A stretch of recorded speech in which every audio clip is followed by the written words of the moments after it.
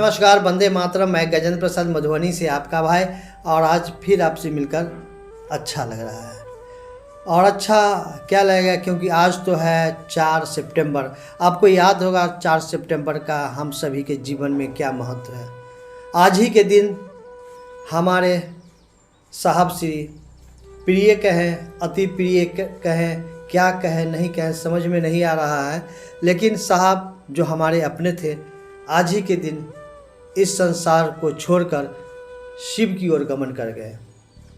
हम सभी बहुत दुखी हुए थे, और हम सभी क्या, जो शिव शिष्य नहीं भी थे, जिन्होंने शिव शिष्यता का परिचय नहीं था, जो केवल जानते थे कि शिव चर्चा होता है और शिव चर्चा का नाम सुनते थे, तो वो समझ जाते थे कि हरिंदर भैया अब नहीं रहे। ये सोचकर पूरा जनमानस, पूरा संसार दुखी हो गया था।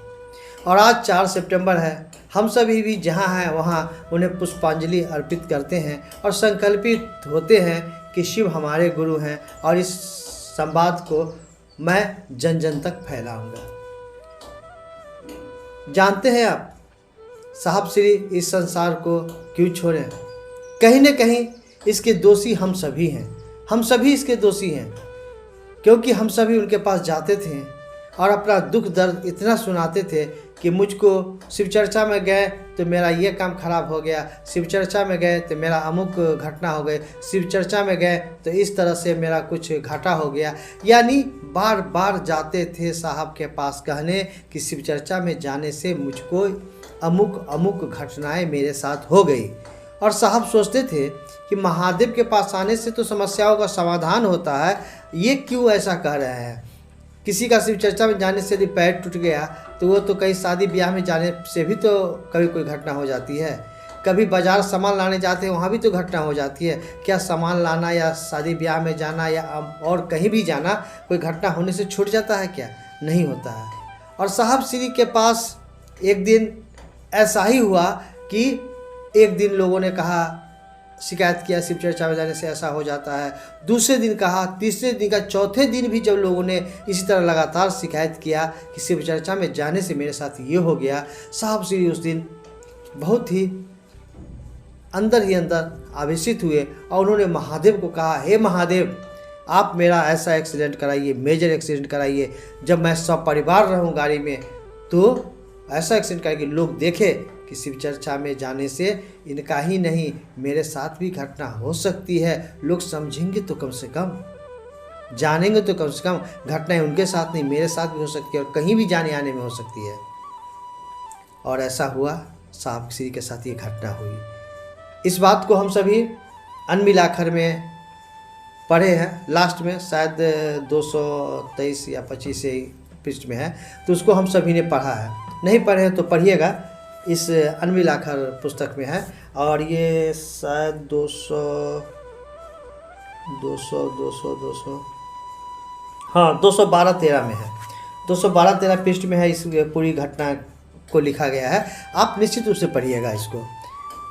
और जानते हैं, जब सभी कोई एक्सीडेंट के बाद पटना आवास पे आ गए, उसमें पटना में रहते थे साहब, शायद बेली रोड में, तो वहाँ रहते थे। वहाँ जब आ गए, दीदी बरखा भी रेस्ट में थी, क्योंकि 6 महीना का रेस्ट उनको कहा गया था।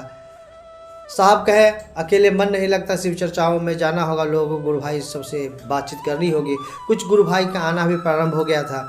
इसी बीच में कुछ गुरु भाई कहते थे कि जैसा साहब श्री कहे न वो हो गया, जैसा साहब श्री मांगे महादेव से वो हो गया।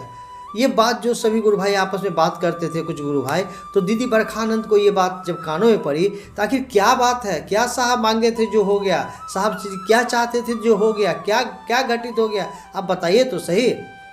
तब लोगों ने राज खोला, इस घटना के पीछे की घटना को बताया कि साहब श्री जब चर्चा में बैठते थे तो लगातार 3 दिन लोगों ने शिकायत किया। चौथे दिन साहब श्री आवेशित होकर महादेव से कहे और एक्सीडेंट उन्होंने मांगा सब परिवार, और महादेव ने उनकी बात सुन लिया और एक्सीडेंट उनके साथ हो गया।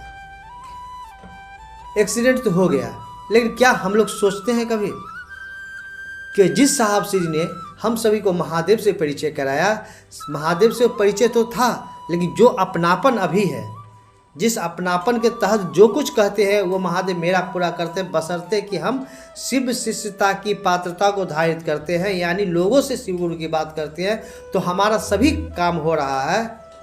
वो महादेव क्या हम लोगों के साथ कुछ घटना करवा सकते हैं? नहीं करवा सकते, नहीं करवा सकते। वो मेरे अपने कर्मफल है जो ऐसा होता है, लेकिन हम लोग इस बात को नहीं समझते हैं। आदत है ना, आदत है, जीव की आदत है कि अपनी अवगुण दूसरों पर थोपना। यही हुआ और यही बात हम लोगों ने किया। साहब श्री महादेव से मांग लिए और महादेव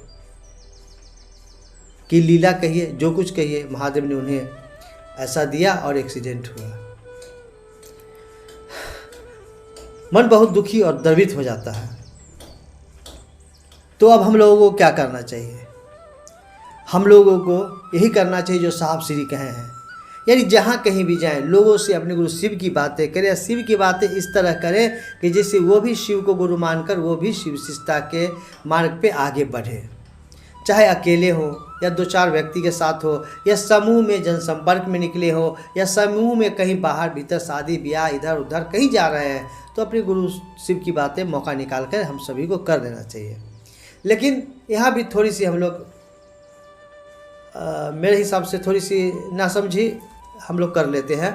वो क्या है कि चर्चाओं का आयोजन करते हैं और छोटी छोटी बात पे, जैसे कोई आदमी कहा कि हमको चर्चा करवाना है, क्योंकि उसको शिव शिष्यता से परिचित नहीं है, लेकिन शिव गुरु चर्चा का महत्व उनके नज़र में इतना अच्छा है कि शिव चर्चा करवा लेंगे तो मेरा सब काम सही हो जाएगा। ये सोच के वो कहते हैं शिव चर्चा करवा लेंगे ना। हम लोग भी क्या करते हैं, उसको टाइम दे देते हैं और चर्चा का आयोजन होता है, खूब कैसियो नाल ढोल सब बजता है और भजन होता है, चर्चा होता है। मंच से 2, 4, 5, 10 व्यक्ति चर्चा करते हैं अपने गुरु शिव की।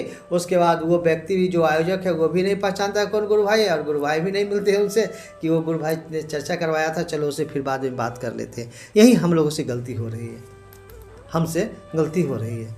इस गलती को हमें सुधारना है। जो कोई कहे कि शिव चर्चा करवाना है, उससे हम सभी बातें करेंगे, उससे मुलाकात करेंगे, उसको समझाएंगे शिव चर्चा का कॉन्सेप्ट क्या है, शिव चर्चा का मतलब क्या है, और इस तरह से समझा करके उसे हम लोग शिव गुरु की बातें बताएंगे। और हाँ, बड़ी आयोजन करना है तो साल 6 महीना में एक बार सभी कोई मिलजुल कर बैठेंगे, बड़े आयोजन करवाएंगे।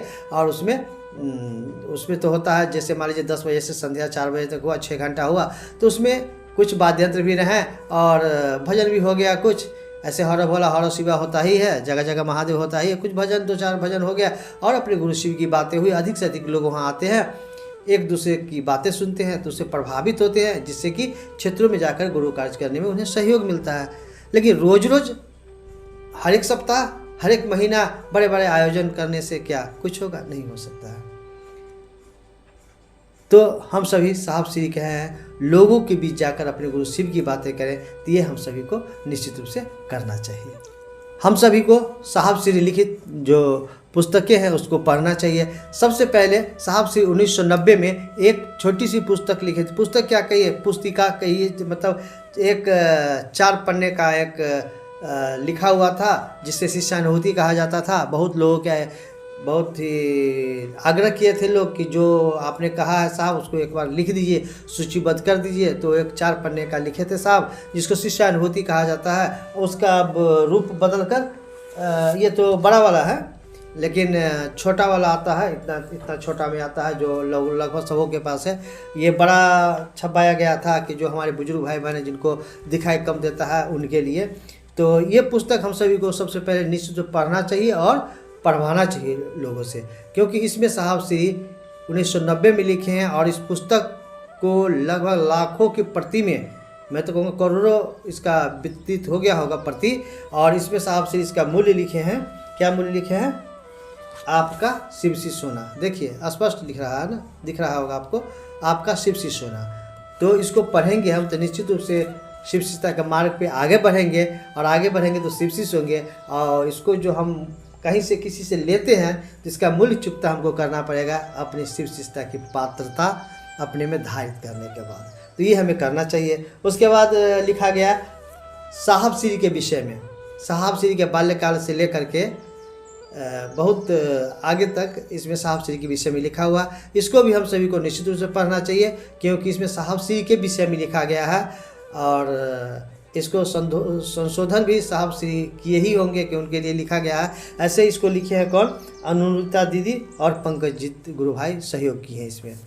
उसके बाद आइए, कोरोना काल में साहब श्री लिखे हैं आओ चलें शिव की ओर।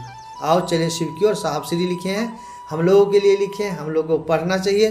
कोरोना काल में जब हम सभी अपने घरों में डूब गए थे, पड़े हुए थे, डरे हुए थे, भयक्रांत थे, उस समय साहब श्री इस पुस्तक को लिखे हम लोगों के लिए। इसको निश्चित रूप से पढ़ना चाहिए, एक ही पढ़ना, 2 ही पढ़ना रोज, लेकिन पढ़ना चाहिए कि शिव विशेषता क्या है, तब समझ में आएगी। तो 3 पुस्तक हैं, आओ चले शिव की ओर, अनमिलाकर और हमारे गुरु शिव, शिष्यानुभूति। ये हमें सभी को निश्चित रूप से पढ़ना चाहिए। पढ़ेंगे तब तो जानेंगे, तब तो लोगों से बातें करेंगे। तो समझिए, सच्ची श्रद्धांजलि, सच्ची पुष्पांजलि तभी होगी जब हम सभी लोगों के बीच जाकर अपने गुरु शिव की बातें करें, जहाँ तक संभव हो शिव शिष्यानुभूति जो है उसको उपलब्ध करवावें। नहीं तो कहीं है तो उसको पढ़ के समझावें कि इसमें क्या लिखा हुआ। क्योंकि बहुत हमारे भाई बहन जो पढ़े लिखे नहीं हैं, वो क्या करते, इस पुस्तकों को लेते हैं, पुस्तकों को खरीद भी लेते हैं और उसको पूजा घर में रख करके समझिए एक तरह से पूजा ही कर रहे हैं। तो उन्हें समझाया जाए कि पूजा करने से नहीं, पुस्तक को पढ़ने से या पढ़ाने से। मान लीजिए कुछ भाई बहन यदि नहीं पढ़े हुए हैं, वो पढ़ना लिखना नहीं जानते हैं, लेकिन उसके घरों में तो पढ़े लिखे लोग हैं, वो तो उन्हें समझा सकते हैं, बता सकते हैं। वो यदि पढ़ेंगे, जो बच्चे हैं या जो कोई हैं वो पढ़ेंगे, और जो नहीं पढ़े वो सुनेंगे, तो उनके साथ साथ और भी लोग सुनेंगे, तो बहुत अच्छा रहेगा। तो बस यही मैं कहूँगा कि हम सभी शिष्टता के मार्ग पर आगे बढ़ें और लोगों को भी साथ लेकर आगे बढ़ें। साहब कहे हैं कि नए लोगों को आप आगे बढ़ाइए, आप स्वयं आगे बढ़ जाएंगे। फिर मिलते हैं किसी अन्य दिन अन्य वीडियो के साथ। आज मन में एक विचार हुआ कि आज 4 सितंबर जो हम लोगों का संकल्प दिवस है, इस संकल्प दिवस में अपने आप को संकल्पित करना है।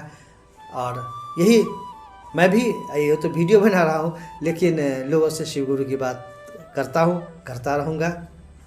इसी आशा और विश्वास के साथ आप सभी को मेरा प्रणाम। फिर मिलते हैं किसी अन्य वीडियो में।